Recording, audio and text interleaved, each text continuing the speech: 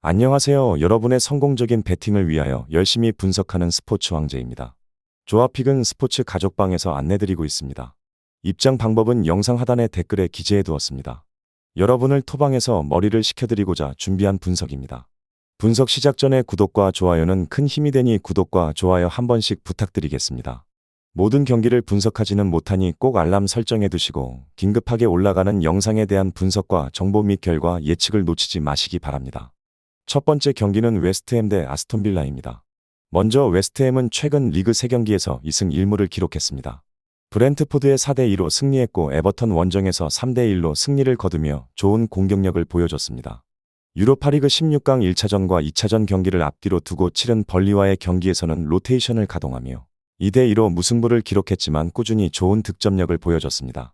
유로파 16강 경기에서는 독일의 프라이부르크를 상대로 1차전 원정에서 0대1로 패배를 기록했습니다. 하지만 15일 치른 2차전 홈 경기에서 무려 5골을 넣으며 지난 시즌 유로파 우승팀다운 면모를 보였습니다. 최근 5경기 중 4경기에서 2골 이상 득점을 기록하며 폭발적인 공격력을 보여주고 있는 웨스트햄은 유로파 8강에 진출하면서 더 끌어올린 팀 분위기에 힘입어 더 좋은 공격 중심의 축구를 펼칠 것으로 보입니다. 다음 아스톤 빌라는 지난 라운드 토트넘 호스퍼와의 승점 6점짜리 경기에서 0대4로 완패하며 자존심이 구겨짐과 동시에 4위 자리를 위협받게 됐습니다. 이번 라운드에서 토트넘 호스퍼가 현지 시각으로 하루 먼저 경기를 치르기 때문에 4위 자리를 빼앗길 가능성이 큽니다. 현재 아스톤 빌라가 토트넘보다 한 경기를 더 치른 상태여서 4위 자리 싸움에 불리한 입장이 됐습니다. 하지만 15일에 치른 유로파 16강 2차전에서 아약스를 상대로 4대0으로 완승을 거두고 분위기를 전환했습니다. 자칫하면 이어지는 무승의 분위기가 가라앉을 수 있는 상황이었지만 다시 리그에 집중할 수 있는 원동력이 생겼습니다. 아스톤 빌라는 원정 경기임에도 공격 중심의 축구로 맞서 승점 3점을 획득하기 위한 경기를 펼칠 것으로 보입니다. 결론부터 말하자면 아스톤 빌라는 지난 시즌 웨스트햄과의 2차례 맞대결에서 1승 1무를 기록했습니다.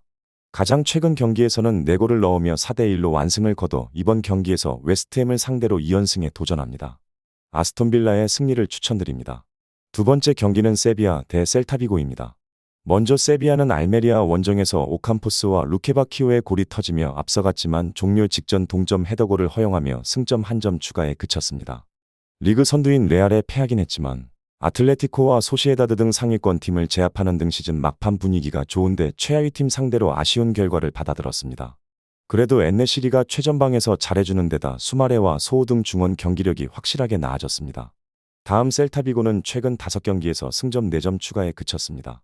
알메리아 상대로 승리한 건 다행이지만 선두권 팀들에게 완패했고 헤타페 상대로도 승점을 얻지 못했습니다. 때문에 이번 라운드에서 반드시 승점을 따내야 합니다. 잔류할 수 있는 커트라인에 걸려있는데 연패를 당하면 강등권으로 추락할 수 있습니다. 결론부터 말하자면 세비야의 승리를 봅니다. 셀타는 데라토레와 벨트란이 중원 조합으로 나서는데 타피아가 부상으로 정상 컨디션이 아닌 것이 부담이 될 수 있습니다. 수마레와 소우가 중원에서 상대 침투를 저지하며 역습으로 원활하게 전환할 수 있는 세비야가 경기 주도권을 잡을 것입니다. 엔네시리의 마무리도 있을 세비야가 리드할 수 있는 경기입니다. 세비야의 승리를 추천드립니다. 세 번째 경기는 엘라스 베로나 대 AC 밀란입니다. 먼저 엘라스 베로나는 지난 라운드 승리로 리그 연승에 성공했습니다. 시즌 내내 최하위권에 머물며 강등 위험성이 컸는데 잔류권으로 올라갔습니다.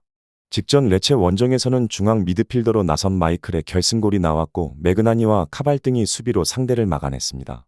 이번 홈 경기에는 스트라이커인 앙리가 빠지기에 수슬로프와 라조비치 등이 더 많은 플레잉 타임을 가져갈 것입니다. 다음 AC 밀란은 라치오와 엠폴리를 잡고 리그 2위로 올라섰습니다. 유벤투스가 최근 주춤한 사이에 제법 벌어졌던 승점 차를 극복했습니다. 그러나 유벤투스와 승점 1점 차기의 한 라운드 결과에 따라 3위로 내려갈 수도 있습니다. 이 경기가 매우 중요한 이유입니다. 비록 주중에 체코 원정을 다녀오긴 했지만 칼루르와 레인더스, 축구회제 등 주전급 로테이션 자원이 질비하기에 큰 문제는 아닙니다. 결론부터 말하자면 AC 밀란의 승리를 봅니다. 베로나는 두다와 세다르 등 최근 중앙 미드필더들이 수비 라인을 잘 보호하며 안정적으로 경기를 운영하고 있습니다. 그러나 노슬링과 라조비치로는 밀란의 강력한 수비를 넘어서기 어렵습니다.